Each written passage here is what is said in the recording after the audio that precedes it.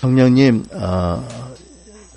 우리 주 예수님께서 본문으로 약속하신 성령님이 이미 우리와 함께 계십니다. 그러나 또한 지속적으로 항상 충만하라고 명령하셨고, 또 예수님께서도 지속적으로 아버지로부터 성령과 능력을 기름부터 받으셨기에 이 시간에 다시 한번 우리 안에 이미 계시지만 인간의 지각으로 측량할 수 없는 성령님이 다시 충만히 임하시기를 기도합니다. 우리 한 사람 한 사람에게 성령님 당신의 큰 영광으로 임재를 나타내 주시고 기름 부어 주시옵소서. 우리가 당신을 떠나서는 주님을 믿을 수도 따를 수도 없는 것을 고백합니다. 성령님 오셔서 주 예수의 은혜와 진리를 밝히 알게 해주시고 아버지 하나님의 사랑을 쏟아 부어 주시옵소서. 우리 상한 심령들을 만져주시고 씻어주시고 치유해 주시고 당신이 주시는 자유함과 그 희락과 기쁨이 또 능력이 넘치게 하시고 성령으로 말미암아 우리 안에 성령의 열매가 예수의 성품들이 드러나게 하시고 예수님의 권능이 또한 나타나도록 성령님 우리에게 임하시고 운행하시고 이 교회를 주장하시고 함께 하심을 나타내 주시옵소서. 그래서 우리가 성령님 더 충만히 임하시기를 간구합니다. 우리가 당신을 사랑합니다. 절대로 필요합니다. 우리를 결코 떠나지 아니하시고 함께 하심을 믿습니다. 성령님으로 말미암아 주 예수께 모든 영광을 아버지께 모든 찬송을 드리기 원합니다. 이 시간에도 성령님 계속해서 운행하시고 역사하소서. 사랑합니다. 예수님 이름으로 기도합니다. 아멘. 할렐루야. 할렐루야. 지난 주간에 서울에 가 있어서 토요일날 집에 들어오니까 갑자기 손주들이 더 보고 싶은 거예요. 그동안에 페이스타임을 못했잖아요. 바쁘더라고. 9시 찬양 시작하니까 바빠요. 그래가지고 밤 11시 들어가면 엄청 피곤해서 그냥 자고. 이제 페이스타임을 하려고 했더니 우리 아들도 연결이 안 되고 홍콩에 있는 자녀들도 연결이 안 되고 그래서 보니까 우리 밴쿠버에 있는 우리 손주가 데이케어에 어린이집에 있을 시간이에요. 근데 거기 데이케어는 그 CCTV 카메라를 인터넷에 연결해서 우리가 패스워드를 치고 들어가고 보게 돼 있어요. 그러니까 아마 엄마 아빠들이 직장에서 애들이 잘 있나를 가끔 보도록 그런 시설을 해놨어요. 그래서 우리가 이제 데이케어에 CCTV를 연결했는데 보니까 화면이 애들이 조그맣게 보이잖아. 근데 우리 손주 같은 놈이 저기 앉아 있더라고 식탁에. 너무 반가웠어. 머리 까만데. 그 시간을 보니까 우리 사위가 지 아들을 데리고 올 시간이 지났어요. 그리고 우리 딸애는 걔 엄마는 이제 비행기 타고 근무하는 시간이야. 보통 이제 사위가 퇴근을 하고 와서 애를 데리러 오는데 보니까 많이 지났더라고. 근데 애들도 별로 많지 않고 많이 갔고. 근데 그 녀석이 꼭 그 자리에 앉아서 가만히 있더라고. 그동안 이제 엄마들이 오고 아빠들이 와서 자기 애들 데려가고 이러는데 걱정되더라고. 이 사위가 웬일이지? 어멈도 없는데 비행하는 시간인데 무슨 일이 있나? 왜 이렇게 늦지? 아주 칼날 같은 친구거든요. 걱정을 많이 했는데 그게 못 덮겠더라고 아이패드를. 그래서 보고 있는데 드디어 사위가 나타났어. 근데 이상하게도 그 손주가 아빠를 보고도 뭐 움직임이 없어. 그랬더니 우리 사위 녀석은 방에 들어오더니 성큼성큼 걸어가더니 CCTV가 안 보이는 쪽으로 가더라고. 한참 있다 나오더니 이제 게시판에 이제 그 아이들이 뭘 먹었는지 어떻게 놀았는지 적어놓은 게 있나 봐. 그걸 이렇게 보더니 선생님이 얘기를 하더라고. 그때야 비로소 집사람이 여보 애가 제가 아니고 저 안 보니 자나 봐. 걔가 거기에서 자는 걸 좋아한대. 자는 방이 따로 있는데 걔는 그 방을 싫어하고 거기서 잔대 주로. 그러니까 사위가 아마 미리 알았나 봐. 그 데이케어 전화해서. 근데 애가 자고 있다는 얘기 듣고 하면 천천히 온 것 같아. 더 잘하고. 와서 이제 오자마자 잘 자나 보고 이제 이러고 있는 거였어요. 너무 마음이 안도가 되더라고. 그러다가 어떤 생각이 드냐면 쟤들이 혹시 지 엄마가 아빠가 안 오면 어떻게 되나. 무슨 급한 일이 있거나 막말로 교통사고가 나서 못 온다 그러면 쟤들 어떻게 되나. 아무것도 모르는 애들이잖아, 그죠? 아무 능력도 없고. 그러면서 저런 애들이 정말 부모가 소중하고 부모가 없어 아무것도 못하는 애들에게 문제가 있으면 참 이게 문제다. 그러다가 이제 우리 애들이 생각이 나더라고.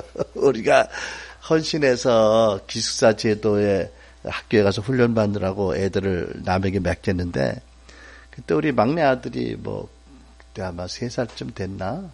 그랬어요. 4살, 3살.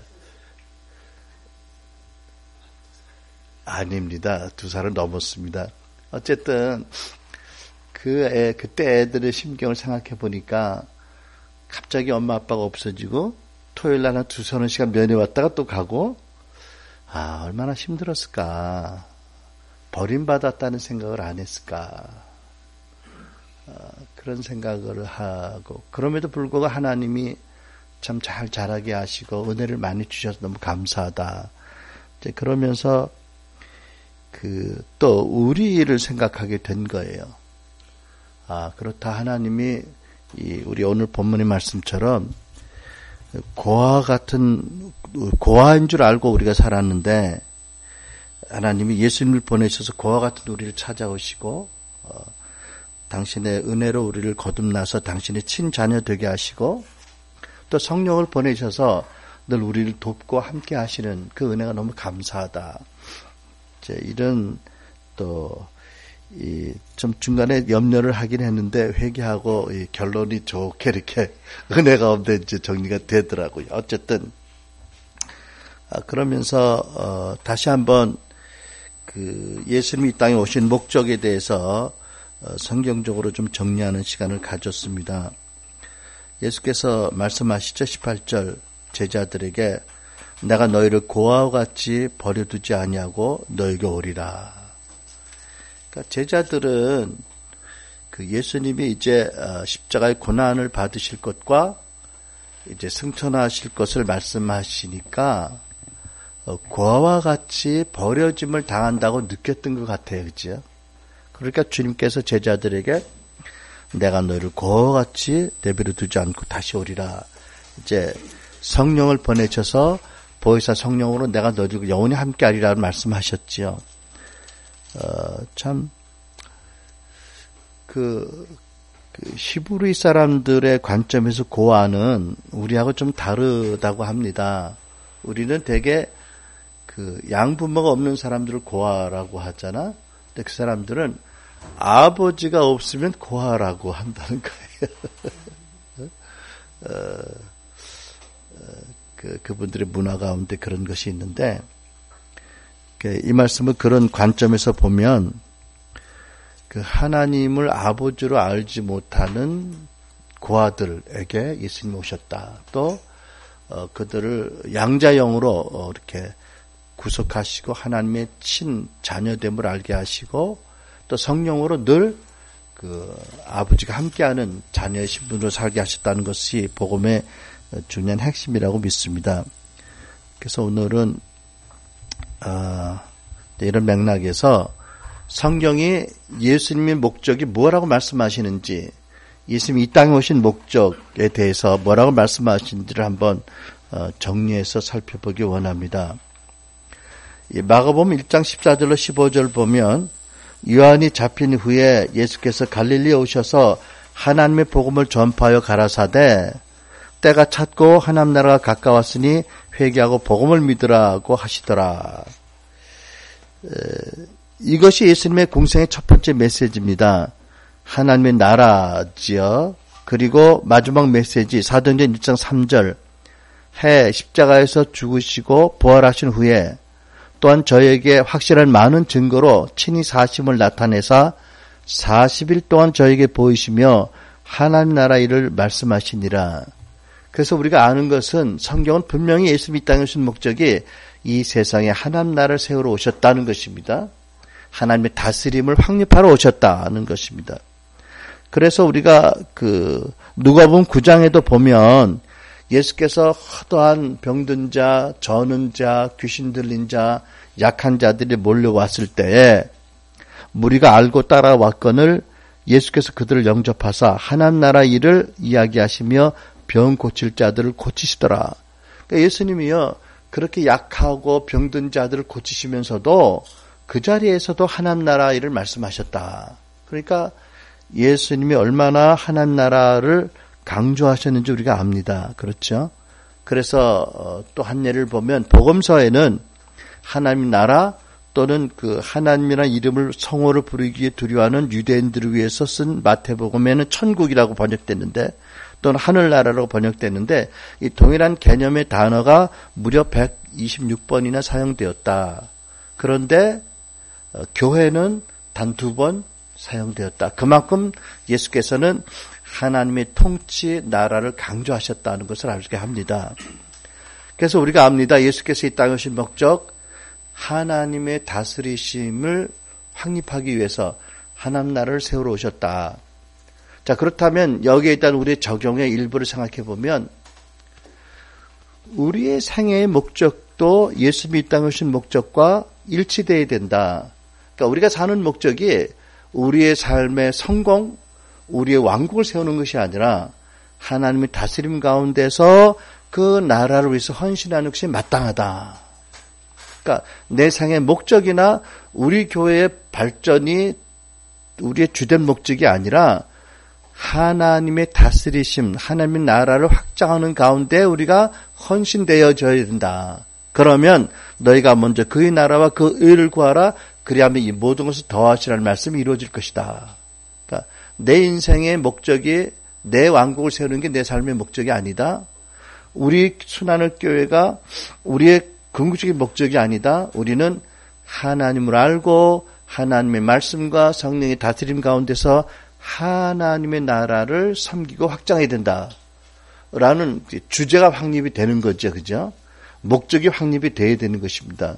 이 대주제 안에서 전략을 따라 우리가 살 것입니다.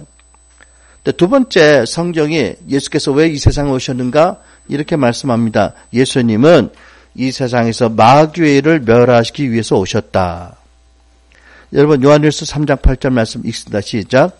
죄를 짓는 자는 마귀에게 속하나니 마귀는 처음부터 범죄함이라. 하나님의 아들이 나타나신 것은 마귀의 일을 멸하라 하심이라. 이 말씀은 예수께서 이 땅에 하나님의 통치, 나라를 확립하러 오시기 전까지 세상에 어떤 나라가 있다는 것을 알게 합니까? 마귀가 다스리는 마귀의 나라가 있었다. 흑암의 권세의 나라가 있었다는 걸 알게 하는 거지요. 히브리 3장 14절로 15절 그 말씀합니다. 시작. 그도 또한 한 모양으로 혈육에 함께 속하심은 사망으로 말미암아 사망의 세력을 잡은 자 곧 마귀를 없이 하시며 또 죽기를 무서함으로 일생에 매여 종로로 타는 모든 자를 놓아주려 함이니. 이 말씀은 사람들이 두 가지 죽음, 육신의 죽음과 자아의 죽음을 두려워해서 죽지 못해서 평생 동안 마귀에게 종노릇하고 살았다. 마귀가 저들을 왕노릇했다. 마귀의 나라가 지배하고 있었다는 진리를 알게 합니다. 성경은 이렇게 말씀하지요. 사단은 원래 빛의 천사장의 하나로 지음받았는데 저가 나중에 교만해져서 스스로 하나님같이 높아지려고 하다가 하나님께 쪽짐을 받아서 천국을 떠나서 이 세상에 내려왔다. 그리고 이 세상을 지배하기 원해서 하나님같이 이 세상에서 군림하기 원해서 에덴 동산에 아담과 하와를 유혹했고 공격했고 저들 나름 죄를 짓게 만들었고 타락시켰고 하나님의 아담과 하와에게 주신 통치 사명과 통치 권세를 가로채갔다. 여러분 그래서 또 우리가 아는 것은 하나님의 아담과 하와에게 또 아담이라는 이름이 구약에서 모든 인류를 대표하는 이름으로 기록되어 있기 때문에 모든 인류에게, 특별히 그리스도 안에서 새로운 피조물 새 인류를 지음받은 교회에게 통치 사명을 주셨다. 그를 위해서 필요한 통치 권세를 주셨다는 것을 우리가 알아야 됩니다. 하나님은 아담과 하와를 창조하신 그 역사의 첫날에 아담과 하와에게 너희는 만물을 통치하라고 명령하셨습니다. 창세기 1장 28절. 하나님이 그들에게 복을 주시며 하나님이 그들에게 이르시되 생육하고 번성하여 땅에 충만하라. 땅을 정복하라. 바다의 물고기와 하늘의 새와 땅에 움직이는 모든 생물을 어떻게 하라? 다스리라. 이것을 우리는 통치 사명이라고 부릅니다. 이 통치 사명을 주신 하나님께서 통치 권세를 주셨어요. 아담과 하와에게 또 교회에게 주셨습니다. 예수님께서 두 번째 아담으로 오셔서 십자가에서 대속하시고 부활하셔서 마귀에게 빼앗겼던 권세를 찾아 교회에게 주셨습니다. 그러면 말씀하시기를 하늘과 땅의 모든 권세를 내게 주셨으니 그러므로 가로 열고 내가 너에게 권세를 위임하노니 너희는 가서 아버지와 아들과 성령의 이름으로 세례를 주고 내게 가르친 모든 것을 가르쳐 지키게 하라. 볼지어다 내가 땅 끝까지 세상 끝까지 너희와 함께 하리라고 말씀하신 것입니다. 그래서 우리는 교회는 보이지 않는 하나님을 대리해서 첫째 하나님의 말씀과 기록된 말씀과 두 번째 그분의 성령의 다스림 안에서 만물을 다스리고 인류 역사를 주도할 히스토리 메이커로 부름받았다는 것입니다. 우리가 이 사명과 정체성과 권세를 알아야 됩니다. 근데 돌아가서 다시 이제 에덴으로 돌아가서 보면 하나님이 아담과 하와를 지으셨고요. 당신의 형상대로 지으셨습니다. 정말 저들을 사랑하셨어요. 아주 인격적으로 진심으로 저들을 대해 주셨습니다. 그래서 하나님은 통치 사명을 주셨을 뿐만 아니라 아담과 하와가 자의적으로 결정해서 명령을 받아들일 수 있는 자유도 거부할 수 있는 권세도 주신 거예요. 왜냐하면 하나님 사랑이시고 하나님의 통치는 강요가 아니고 자발적인 헌신으로 이루어진 통치이기 때문에 그렇습니다. 여러분, 우리는 사랑한다면 내 것으로 만들고자 하는 그 열정이 생기잖아요. 그죠? 근데 하나님은 진정한 사랑은 그를 정말로 존중해주고 자유의지를 주고 억압하지 않는 것입니다. 그렇죠? 이것이 또 하나님 나라의 특징입니다. 오늘도 임하는 하나님의 나라는 억압하고 강요하는 것이 아닙니다. 말씀과 성령으로 우리에게 가르치시고 자원하는 믿음과 사랑으로 복종해서 이루어지게 하는 나라입니다. 그렇죠? 어쨌든 아담과 하와는 불행하게도 마귀의 시험과 공격에 넘어가서 원죄를 짓고 타락했고 그래서 하나님 주신 통치 권세를 빼앗겼어요. 그리고 그래서 이제 마귀는 그때부터 이 세상 임금으로 공중권세 잡은 자로서 또 이 세상 신으로 다스려 온 겁니다. 그것을 성경은 흑암의 권세라고 말씀을 합니다.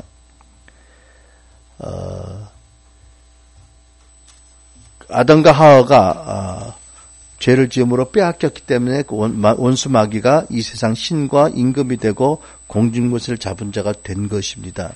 그래서 우리가 마태복음 4장을 보면 두 번째 아담으로 성육신하신 말씀이신 예수께서 금식하실 때 사단이 지극히 높은 산으로 데리고 가서 천하 만국과 그 영광을 보여주며 가로되 이렇게 유혹합니다. 만일 내게 엎드려 경배하면 이 모든 것을 내게 주리라. 그때 예수께서 뭐라고 하셨습니까? 이것이 내 것이 아니야 라고 적극 부인하지 않으셨습니다. 어쨌든 불법적인 방법이지만 테크니컬리 현실적으로 아담이 받은 권세를 사단이 가로채서 세상 임금으로 다스리고 있는 것은 불행한 현실이었다라는 것을 인정하신 거지요. 그러나 예수께서는 사단아 물러가라 오직 너희 주 하나님만 경배하라는 말씀으로 물리치시고 거부하신 거지요. 그래서 예수님 오신 두 번째 목적은 이 세상에서 사단의 일을 어떻게 하는 것입니까? 멸하고 무너뜨리는 것입니다. 그렇다면 예수님 오신 두 번째 목적에 연결해서 우리의 존재 목적, 또는 생의 목적, 사역의 목적을 생각하면 그 중에 하나는 뭐지요? 마귀의 일을 찾아서 말씀의 권세와 성령 능력으로 무너뜨려야 된다. 그러니까 이 시대에도 아직도 무너뜨려야 될 마귀의 일들이 있나요, 없나요? 꽤 많은 것 같아요, 그렇죠?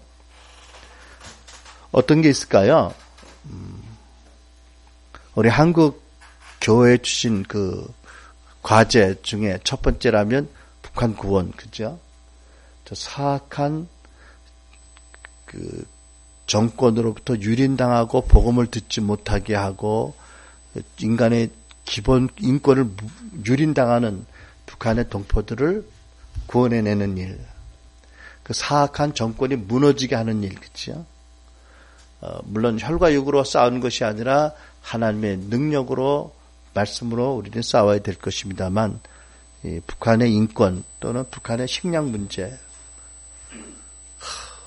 미사일 한 방 쏘고 2년치 전 국민이 먹을 옥수수를 다 날려버린 저 정권으로 말미암아 굶어 죽는 사람들이 있잖아요, 그죠? 얼마나 영양실조 걸리는 아이들이 많아요. 저들이 자라면 평생 그 후유증으로 앞으로 잘 먹는다 해도 고통받을 것인데, 또 이 땅에도 보면 너무나 음란이 퍼져 있고, 또 동성애 문제, 하나님 형상대로 지은 태아들을 죽이는 낙태, 죽여 쓰레기통에 번지는 문제라든지, 또 어린아이들도 집단 따돌림 문제라든지, 이런 그 현실적인 도전, 사단의 일들을 우리는 주의 이름과 말씀으로 성령으로 멸해야 될 사명이 있다. 또 개인적으로, 가정적으로 보면 우리 개인 가정에는 어떤 사단의 일들이 있을까? 어떤 게 있어요?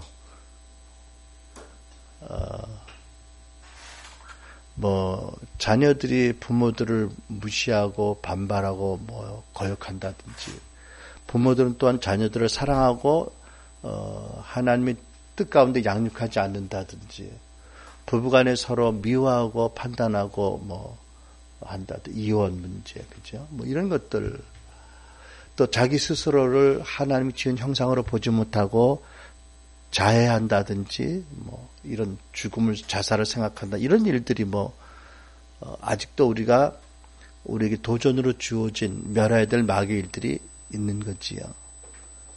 또 아직 예수를 믿지 않아 구원받지 못한 영혼들의 구원, 그들을 믿지 못하게 하는 마귀의 일을 멸하고 복음의 광채를 비추어서 알도록 해야 되는 일. 그래서 예수님이 이 세상 오신 두 번째 목적의 연장선상으로 우리에게 주신 과제들이 있다. 우리가 이것을 소홀히 여기지 말아야 될 것이다. 왜? 우리 주 메시아가 영원히 말씀으로 존재하던 그분이 육신이 입고 이 땅에 오신 목적이 이것이기 때문에. 세 번째, 여러분 그 노트에 있죠? 같이 읽습니다. 시작. 예수님은 그와 같은 인류, 우리에게 하나님이 곧 아버지이심을 알게 하시러 오셨다. 이 세 번째 주제는 첫 번째 주제, 하나님 나라의 본질이 무엇인지를 알게 하는 주제라고 믿습니다. 아까도 말씀드렸지만 예수님의 초림과 함께 이 땅에 도래하고 있는, 임하고 있는 하나님 나라의 본질은 사랑과 자유다. 하나님의 아버지가 부으시는 무한한 사랑, 거룩한 사랑, 그 거룩한 사랑으로 말미암아 아담에게 분부하신 것까지도 거부할 수 있는 자유의지를 주신 자유함이다. 폭압과 억압과 강요가 아니다. 이것은 그 사랑을 받아들인 자들이 그 사랑으로 반응함으로 드린 사랑과 믿음의 헌신의 나라다. 결국 예수님이 오신 목적은 하나님의 나라를 세우러 오셨는데 그 하나님 누구신지를 또한 동시에 계시하러 오셨다는 거지요. 여러분, 엉뚱한 생각을 가끔 하는데, 하나님이 저렇게 선하고 거룩하시지 않고 야비하면 우리는 영원히 저주받은 존재구나. 여러분, 남자들이 좀 다른 비유인데, 군대 갔다 와서 제일 기분 나쁜 꿈이 뭔지 아세요? 다시 훈련소 입소하는 거. 나도 여러 번 꿈꿨습니다. 진땀이 얼마나 나는지.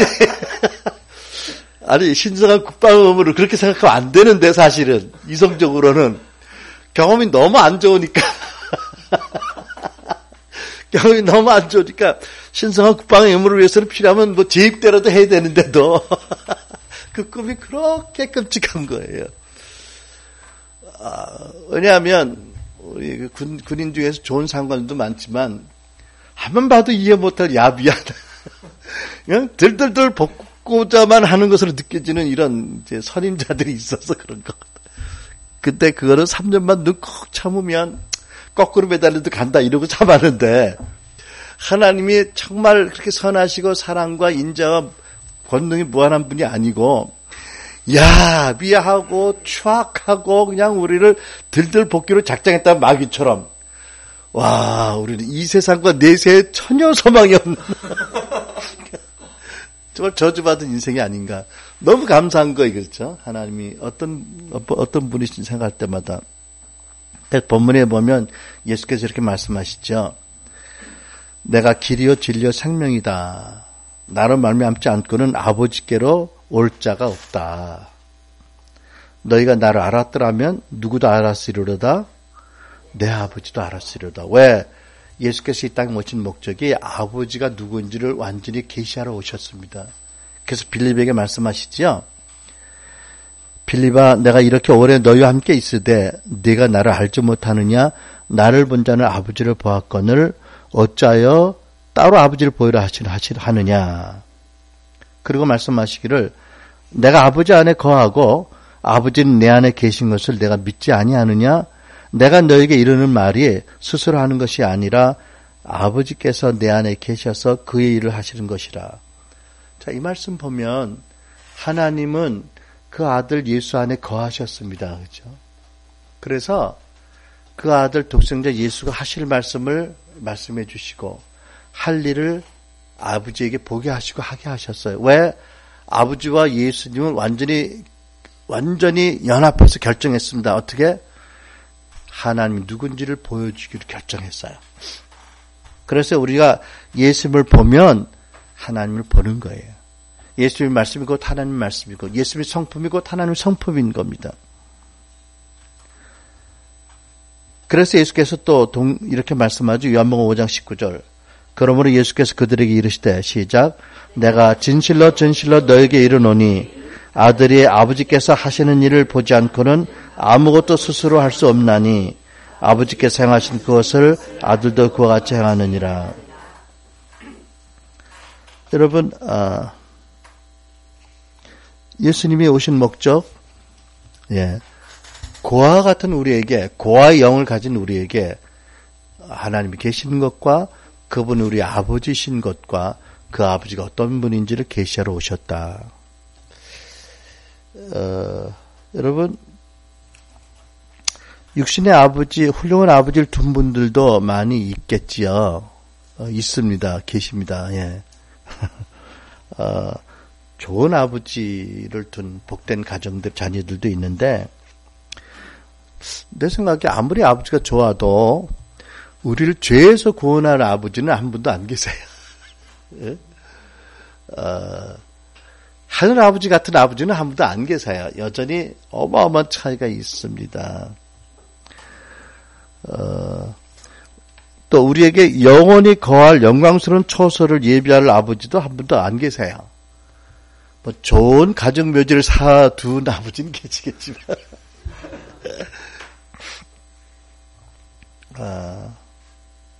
여러분, 우리가 지난주 본문 에베소 1장 17절 말씀,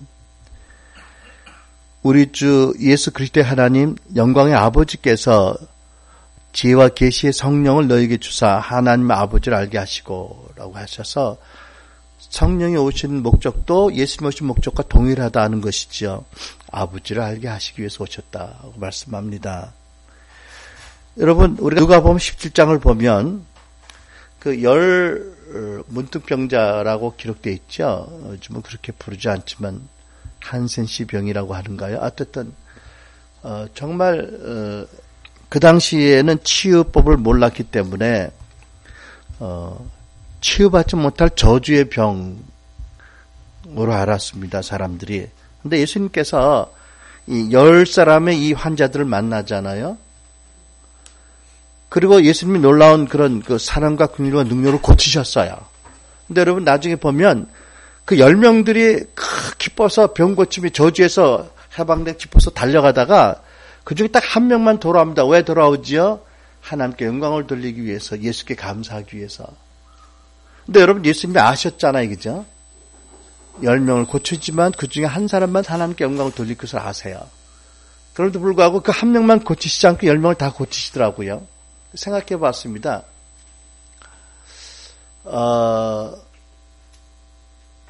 그 19명 중에 한 아들의 아버지가 있는데 이 아버지가 놀라워요. 그래서 문득병을 고칠 능력이 있어.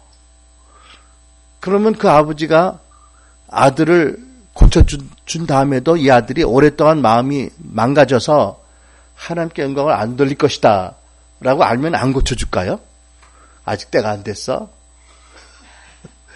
병 고쳐준다 하나님께 영광 돌려야 그때 내가 고쳐주겠어? 아무리 생각해도 육신의 아버지가라도 그럴 아버지는 없을 것 같아. 그렇죠? 하나님께 영광을 돌리든 안 돌리든 간에 일단은 그 무서운 저주로부터 그 아들을 구원해주고 그 아들을 설득해서라도 영광을 돌리게 하지 않겠어요? 그죠? 아버지라면 우리가 악할지라도 자식이 좋은 걸 줄 줄 아버지라면 그렇지 않겠습니까? 그렇죠? 요번 8장에 보면 그 음행 중에 잡힌 여자의 말씀이 있죠. 그 서기관과 바리새인들이 음행 중에 잡힌 여자를 끌고 와서 세우고 예수께 말하되 선생이여 이 여자가 간음하다가 현장에서 잡혔나이다. 모세는 율법에 이러한 여자를 돌로 치라 명하였거니와 선생은 어떻게 말하겠나이까. 여러분 예수님께서 율법을 주신 분이십니다. 그리고 이 서기관과 바리새인이 이 율법을 가지고 들이댑니다. 물론 이 서기관과 바리새인은 예수님이 그 율법을 주신 하나님이라고 믿지 않지만 율법에는 이렇게 기록되는데 선생님 어떻게 하시겠습니까? 들이댑니다. 근데 우리가 알죠. 율법을 주신 목적이 사람들이 율법을 따라 살 수 있다고 믿어서 주신 게 아니지요. 살지 못하는 것을 아셔서 주신 것이다. 왜? 그래서 우리의 죄성을 발견하고 연약을 발견하고 은혜로 말미암아 믿음으로 구원받도록 인도하시는 모학 선생으로 주셨잖아요. 이게 아버지의 마음에서 나온 건데 그거 다 잘라버리고 문자적으로 율법을 들이대는 겁니다. 율법에 이런 여자는 돌로 쳐 죽이라는데 어떻게 말할 것입니까? 그러니까 예수님의 입에서 그래 율법에 따라 돌로 쳐 죽여라 라는 말이 나오기를 강요한 거지요. 또 그렇게 기대했을 거예요. 그렇죠? 예수께서 뭐라고 말씀하세요? 예수께서 그 모든 사람들 안에 있는 죄를 드러내십니다. 어떻게? 너희 중에 먼저 죄 없는 자가 돌을 쳐라. 근데 이 같은 말씀이지만 주님의 입에서 난 말씀은 어마어마한 가마력이 있잖아요. 그래가지고 돌을 들고 흥분해서 죽이려고 피해 돌았던 사람들이 하나하나 정신이 양심에 찔림을 받고 하나씩 돌을 던지고 돌아갔어요. 그렇죠? 바리새인도 다 돌아갔습니다. 왜? 저들 자신이 죄의 찔림을 받은 거지요. 여자 외에 아무도 없는 것을 보시고 이르시되 여자여 너를 고발하던 그들이 어디 있느냐? 너를 정죄한 자가 없느냐? 대답하되 주여 없나이다. 예수께서 이르시되 같이 쓴다. 시작. 나도 너를 정죄하지 아니하노니 가서 다시는 죄를 범하지 말라 하시니라. 여러분 보세요. 여기 예수님이 아버지의 마음으로 서 계신 거예요. 그렇죠? 이 딸이 말하자면 잃어버린 당신의 딸인 거지요.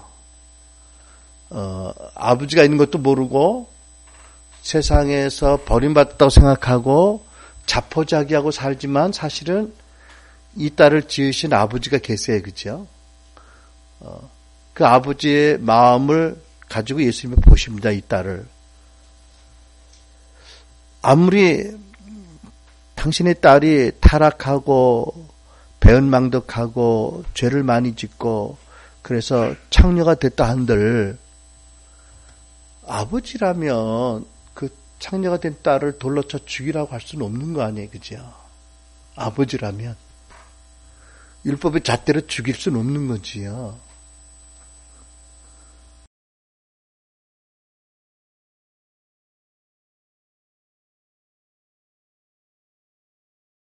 당신이 이 딸의 죄를 포함해서 모든 자녀들의 죄를 십자가로 갚을 걸 결정을 이미 하셨어요. 아버지가 그 아들 안에 계셔서 세상과 자기를 화목케 하셨어요. 그러니까 아버지가 십자가에 달리신 예수님 안에 늘 항상 함께 하셨으니까 아들이 고통받을 그때에 아버지가 멀리 외면하고 보좌에서 외면하신 게 아니라 그 아들 안에 계시고 그 모든 고통을 함께 받으셨고 그리고 화목하고 용서하고 작정하신 거지요. 그러니까 그 공의의 십자가를 전제로 하고 이 여인을 딸을 용서하신 거예요. 살리셨어요. 그죠? 왜냐하면 여인이 얼마나 이미 고통을 받았어요. 그죠? 살면서 이미 자기 삶의 그 곤고하고 추악한 삶의 고통을 받았고 또 현장에 잡혀와서 대중들 앞에서 얼마나 수모를 당하고 있어요. 그죠? 아무리 강팍해도 거기서 정말 자기가 잘못됐다는 생각을 안 할 수는 없잖아. 그죠? 아, 참 내가 잘못 살은 거다. 내가 심은 대로 거두게 됐구나. 내가 이제 돌 맞아 죽게 됐구나라고 자기의 죄를 이미 인정을 하고 있는 거예요. 그죠? 후회를 얼마나 했겠어요. 그죠? 그런데 그 딸을 보는 아버지 마음에서는 더 이상 뭐를 요구할 게 없는 거예요. 그죠?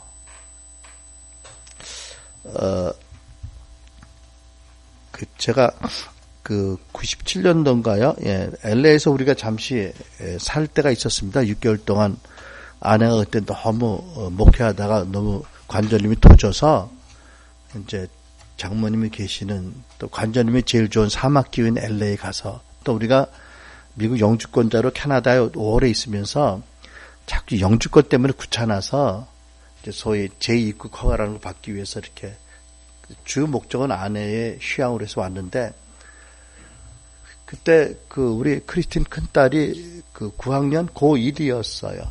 그때 얘들도 어렵죠.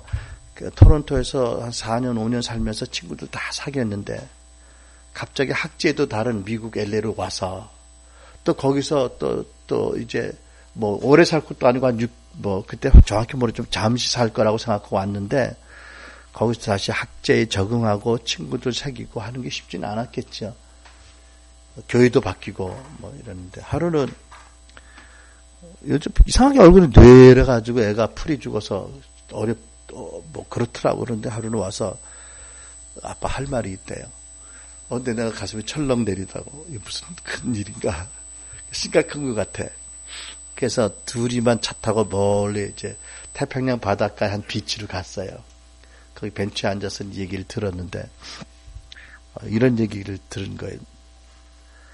지가 도둑질을 했대. 경찰에 잡혔대. 벌금을 냈대. 오빠한테 빌려서 냈대. 교회 오빠한테. 근데 지 실력으로는 돈 만들 수도 없고 낮잠 자꾸 지나고 그러니까 너무 걱정이 되니까 이제 고백을 그때 하는 거예요. 친구하고 둘이 대형 매장에 간 모양이에요. 갔는데 그 뭔지 모르는데 너무 갖고 싶은 물건이 하나 있었는데 그냥 돈이 없으니까 그냥 그렇게만 했는데 친구가 그걸 알고 얼른 들어서 지 가방 푹 넣어줬대. 그럼 된다고. 그러고 이렇게 두세 걸음 옮기는데 뒤에서 누가 큰 목소리로 크리스틴 그거 제자리 갖다 둬라 영어로 그랬대. 깜짝 놀랐는데 아무도 없더래. 착각인 줄 알고 그리고 그냥 친구하고 그냥 괜찮다 그러고 이러고 이제 막 매장을 나가는데 막 나가서 한 발짝 내디는 순간에 경비원이 딱 잡더래. 아마 CCTV로 다 보고 있었겠지. 예? 그 매장을 나가면 이제 범죄가 된 거야. 형성에 잡혔어. 그래가지고 경찰이 왔어. 경찰서로 끌려갔어. 몇 시간 조서를 받은 거예요. 그리고 보호자를 데려오라는데 차마 우리한테 전화할 염치가 없잖아. 그러니까 이제 교회 오빠 좀 만만했나 보지. 교회 오빠를 불렀어. 교회 오빠들이 가서 대신에 이제 뭐 보증서를 쓰고 신원보증을 하고 그리고 이제 데리고 나온 거예요. 근데 그때 돈 200불, 20한 2, 3만 원. 근데 굉장히 큰 돈이지 옛날 때. 벌금을 냈어. 오빠한테 돈을 빌려서 이제 2주 만에 갚겠다고. 근데 지가 어떻게 돈을 만들어? 그러니까는 고민하고 애태우다가 이제 고백을 하더라고. 근데 내 그때 마음에 야, 네가 목사 딸이 그럴 수 있어? 이런 말이 안 나오더라고. 그래, 얼마나 너 고생했니 그동안 말도 못하고. 뭐 이런 말이 나오더라고요. 불쌍하더라고.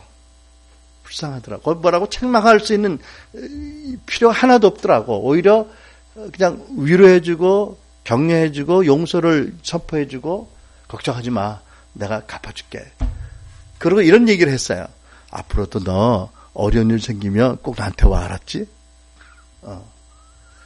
되게 애들이 어려운 일 생기면 부모한테 안 와서 문제예요. 오면 해결할 수 있는데 야단 맞을까봐 안 와서 두려워서 지들끼리 무슨 능력이 있어? 무슨 지혜가 있어? 그러다 문제가 커지잖아, 그죠? 그래서 내가 그런 얘기를 했습니다. 너 살다 보면 어려운 일이 있을 수 있는데 아빠는 끝까지 네 편이야, 알았지? 그러니까 너 나한테 와. 그랬더니 걔가 그러더라고. 너무 고맙다고. 그러면서 엄마한테는 얘기하지 말래. 엄마가 가뜩이나 너무 아픈데 자기 때문에 엄마가 마음 아픈 거 원치 않는다고. 둘이 약속을 했습니다. 비밀을 지키기로. 그리고 여지없이 비밀을 깼습니다. 왜? 부부간에 비밀이 있어도 안 되잖아. 다만 아내하고 약속을 지켰습니다. 당신 아는 척하지 마라. 이거 미들맨, 이게 처세를 잘해야 될 것 같아요. 어쨌든, 하나님 보시기 어떨지 몰라도 그랬는데, 아마, 이건 비교하지 못할 심각한 상황이지만, 그 간음 중에 잡힌 여인에 대한 아버지 마음은 그렇지 않았을까요? 그치? 이미 자기가 어떠한 죄인인 걸 알아요. 거기서 필요한 거는 책망하는 게 아니고, 말할 수 없는 사랑으로 용서와 자유를 주는 거 아니겠어요? 그죠? 글쎄요, 이게 우리들의 심성에 맞는지 모르겠지만 나는 그게 아버지 마음이라고 믿습니다. 우리는 남들이 죄를 짓는 거 보면 놀랍니다. 왜냐하면, 그 죄를 우리 안에 두려운 마음이 있기 때문에 그렇습니다. 그런데 진리는 뭐냐면, 예수 그리스도로 말하면 우리가 영원히 죄에 대해서 죽은 자들이에요. 그렇게 물론 죄를 가볍게 여길 것이 아니라 죄의 그 영향력을 가공한 것을 알아야 되지만 그렇게 놀래서 정죄하고 이럴 우리는 아니거든요.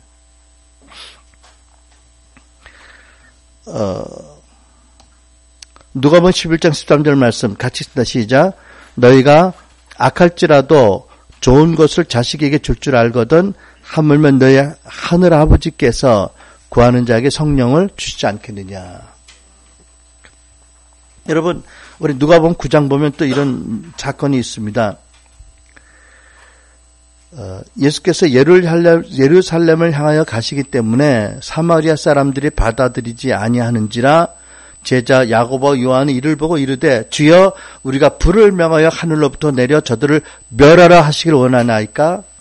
예수께서 돌아보시고 꾸짖으시되 어떤 고대 사본에는 이런 말씀이 있습니다. 이르시되 너희는 무슨 정신으로 무슨 영으로 말하는지 모르는구나. 인자는 사람의 생명을 멸망시키러 온 것이 아니요 구원하러 왔노라 하시고 함께 다른 마을로 가시니라. 나는 왜 야고보 요한이 그렇게 흥분해서 사람들을 불태워 죽이자고 난리쳤는지 이해가 안 돼요. 일단 우리가 알기에 야고보 요한은 그 당시로서는 굉장히 그 부잣집 아들입니다. 근데 뭐 부잣집이라고 다 있는 건 아니지, 그지? 어쨌든 그 부잣집 아들입니다. 배를 많이 가진 선주의 아들인데, 또 이 사람들이 이미 사도로 세워진 다음 아니야? 어쨌든 주님의 사랑을 그렇게 받던 제자였어요. 근데 그 사마리아 사람들이 예수님의 일행을, 자기 일행을 환영하지 않는다고, 아니, 그러면 다른 말로 가면 될 거지. 저들 죽이자고 불을 내려서 뭐, 이렇게 난리를 칠 게 뭐 있나. 하여튼 뭔가 억압된 게 있었던 거겠지, 이들한테. 아버지가 너무 무서웠던지, 야고보 요한을 매로 때렸는지, 때려 키웠는지 모르겠어. 어쨌든. 뭔가 있어서 그렇지, 그지? 아니, 그 정도 가지고, 아니 예수님이 생명을 구하러 오신 메시아의 제자들이 죽이자고 난리쳐. 그것도 하늘에 거룩한 불을 내려서 죽이자고. 미쳤어. 근데 참 놀라운 것은 나중에 이 요한이 사랑의 사도가 된 거예요. 기독교의 전승가한테 가장 위대한 사랑의 사도로 변화가 된 거잖아. 이렇게 흥분하고 사람을 죽이자고 난리치던 이 청년이요. 어떻게 그렇게 되었을까? 잠시 좀 생각해 보면 첫째는 이렇습니다. 이 누가복음 9장 현장에서도 예수님 그러셨듯이 그때도 그들을 용서하셨고요. 계속 용서하신 거예요. 이럴 수도 있잖아. 요한아, 네가 이때까지 나를 그렇게 알지 못하고 나를 그렇게 잘못 대리하느냐? 너 안 되겠다. 너는 의가사 제대다. 보낼 수 있다라 집으로 가라. 넌 도무지 안 되겠다. 가라. 너하고 다니면 하나님 나라에 이게 엄청난 걸림돌이 된다. 네가. 이러고 그냥 용서를 하셔서도 보내줄 수 있잖아. 그죠? 나 용서를 하는데 안 되겠다는 가라 집으로. 그런데 그렇게 안 하신 거예요. 그죠? 용서를 하시고도 또 용서하시고 데리고 계셨어요. 여러분, 이 사건뿐만 아니라 나중에 그 베드로, 야고보, 요한 다 예수님이 겟세마네 동산에서 철회하고 내려오실 때 그 군사들과 하인들에게 붙잡히셨을 때 저들이 어떻게 했어요? 다 도망가지 않았어. 어떤 사람은 얼마나 급해 빨고벗고 도망갔다고 뭐 이러고 다 도망갔어요. 예수님 보러 다 도망갔어요. 주님 십자가 못 박혀서 고통당할 때도 요한과 마리아와 여제자 빼고는 다 제자들이 도망가 숨어 있었어요. 근데 예수님이 저들을 어떻게 하셨어요? 여전히 용서하셨어요. 그죠? 그리고 예수님이 부활 후에 그들을 찾아오셔서 그들의 대표적인 베드로에게 뭐라고 말씀하세요? 조반을 먹은 후에 예수께서 시몬 베드로에게 이르시되 요한의 아들 시몬아 내가 이 사람들보다 나를 더 사랑하느냐. 왜 이렇게 물으셨냐면 첫째 베드로가 한때 이런 말을 했거든요.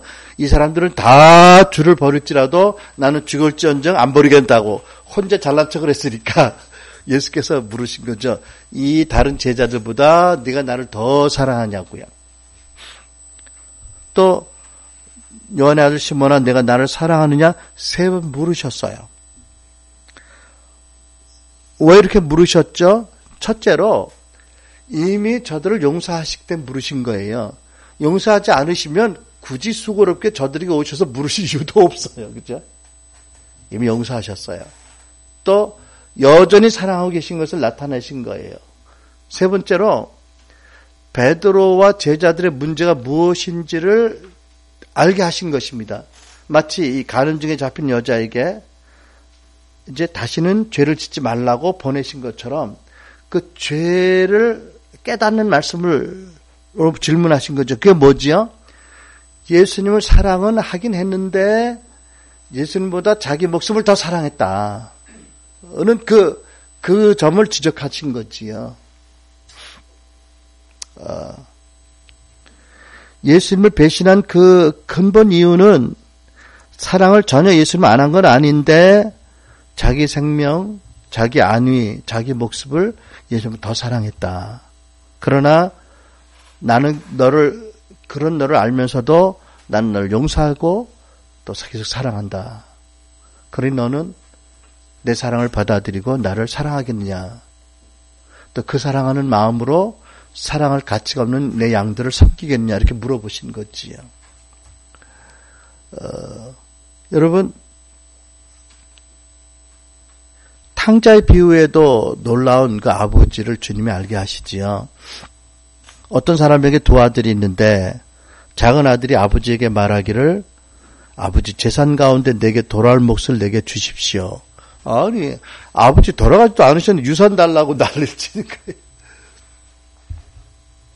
그래서 근데 이 아버지가요 살림을 나눠줬어요. 그죠? 그 에덴의 아버지가 이 아버지세요. 결코 선악을 알게 하는 나무를 먹지 말아라.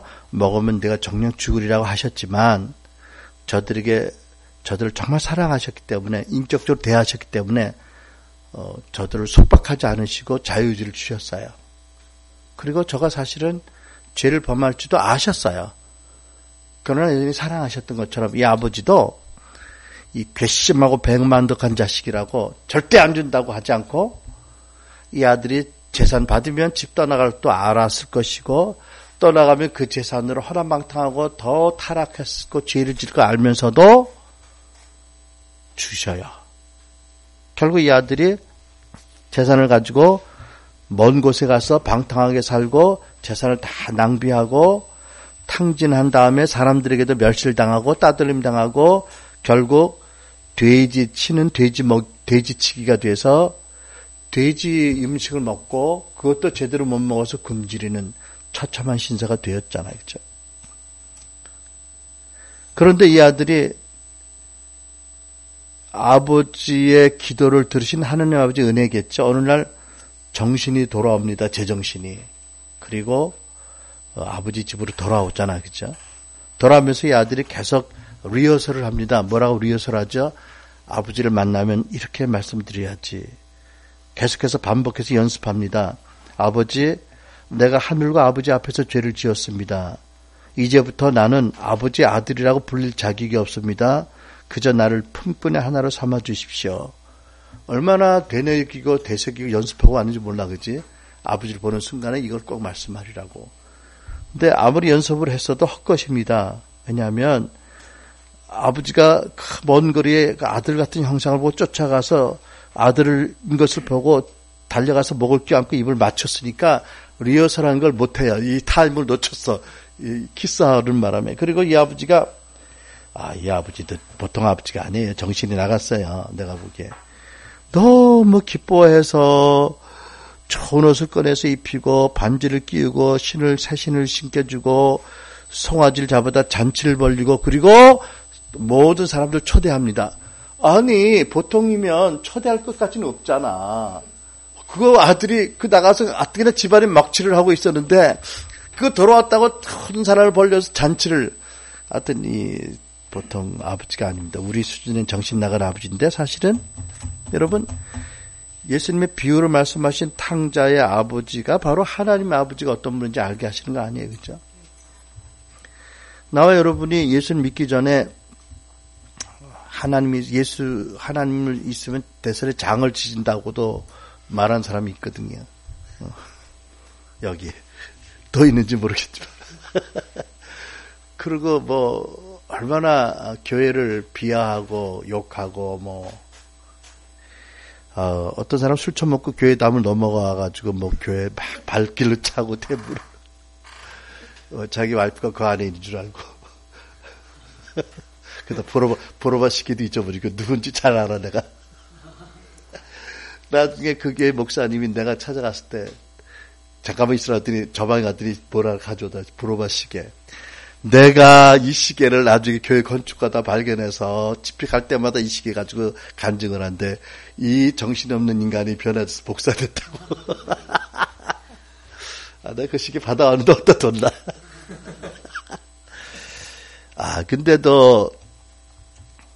근데도 하나님이 있는지 안 있는지 일단 내 인생에 이 질문에 하나 좀 진지하게 대답을 하자고 교회 갔을 때 그 첫날에 찾아오셨잖아요.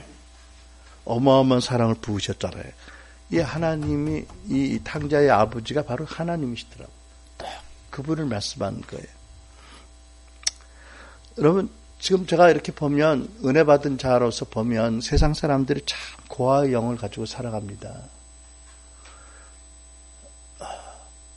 하나님을 믿지도 않고 변변치 못한 자기 능력으로 서로 경쟁해서 잘 살아보겠다고 전혀 지옥으로 향하는 방향도 깨닫지 못하고 거기서 아웅다웅 좌절하고 절망하고 자랑하고 이러면서 살아갑니다. 근데 하나님께서는 그 아들 예수의 복음을 교회를 통해서 전파케 하시고 누구든지 복음을 듣고 믿기만 하면 이 탕자의 아버지처럼 뛰어와서 얼싸안고 기뻐하며 잔치를 벌리고 가락지를 끼워주고 새 옷을 입혀주고 신을 안겨주고 너무 기뻐하시는 거지요.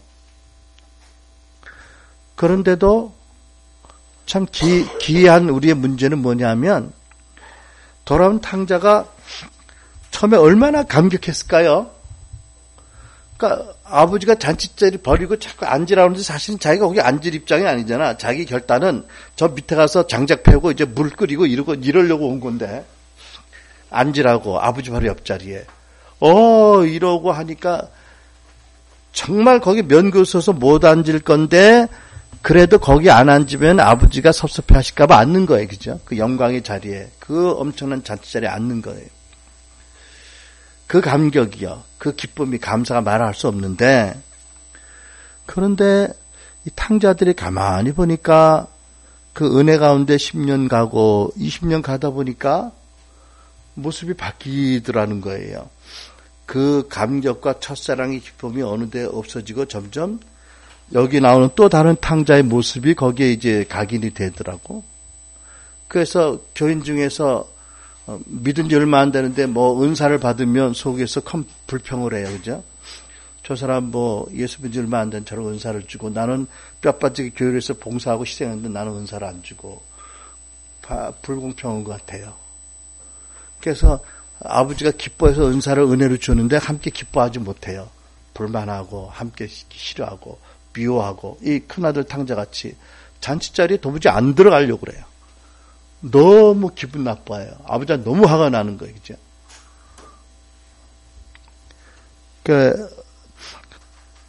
고아 영이 자꾸 그 자리에서 그 마음에 자리 잡고 있는 걸 봅니다. 근데 여러분, 그래서 하나님께서 계속해서 성령으로 말미암아 우리에게 계속해서 아버지의 사랑을 부어주시면서 다시 한번 이 복음서를 통해서 예수님의 그 가르치심과 그 모든 언행을 통해서 우리에게 계신 아버지가 어떤 분인지를 오늘도 다시 한번 우리에게 계시하시고 조명하신 줄 믿습니다. 선하신 분, 그리고 항상 선을 베푸시는 분, 그리고 우리가 감당하지 못할 용서와 사랑과 자유를 주시는 분, 오늘도 우리를 존중하셔서 우리를 억압하지 않으시고 다만 기록된 말씀의 계시와 성령과 예수의 은혜 안에서 우리가 감사로 믿음으로 사랑으로 섬기기를 원하시는 분, 그분을 예수님 오셔서 우리에게 알게 하시고 말씀으로 기록하게 하신 거지요. 그래서 우리에게는 고아의 영을 쫓아내시고 양자 영으로 진리의 성령이 오셔서 우리에게 임하게 하십니다. 그래서 하나님이 누구신지를 아는 그 지식으로 말미암은 말할 수 없는 평강으로 감격으로 사랑으로 하나님을 섬기고 닮아가게 하시는 거지요. 여러분, 우리 이제 2014년 두 번째 주일을 맞아서 나와 여러분이 이런 아버지의 사랑을 계속 받아들이고 그 사랑 가운데 우리 안에는 그 고아 영들이 떠나고 정말 사랑받는 자인 것을 알므로 서로를 사랑하는 자들, 본문의 말씀처럼 우리 주님의 그 계명을 지키는 자들, 하나님을 사랑하고 그 지체들을 사랑하는 자들, 너희가 나를 사랑하면 나의 계명을 지키라는 말씀이 저절로 이루어지는 그런 공동체가 되기를 바랍니다. 우리의 경험은 전혀 아버지에 대한 잘못된 왜곡된 이미지를 갖게 하지만 진리의 말씀은, 진리의 성령님은 우리에게는 아버지는 상상하지 못할 만큼 선하시고 인자하시고 우리를 인격적으로 대하시고 사랑하시고 또 당신의 모든 것을 우리에게 은사로 주시는 분이다. 오늘도 말씀하시고 계신 줄 믿습니다. 나와 여러분 안에 있는 고아영이 있다면 그것이 다 떠나가고 양자영으로 충만해서 그 아들 예수를 사랑하신 그 사랑이 우리에게 부어지는 것을 알고 우리가 그 사랑 가운데 녹아지고 씻어지고 세워져서 그 사랑으로 예배하고 섬기며 그 사랑을 나누는 그 아버지 계시를 나누는 우리의 삶이 되기를 축복합니다. 기도하겠습니다.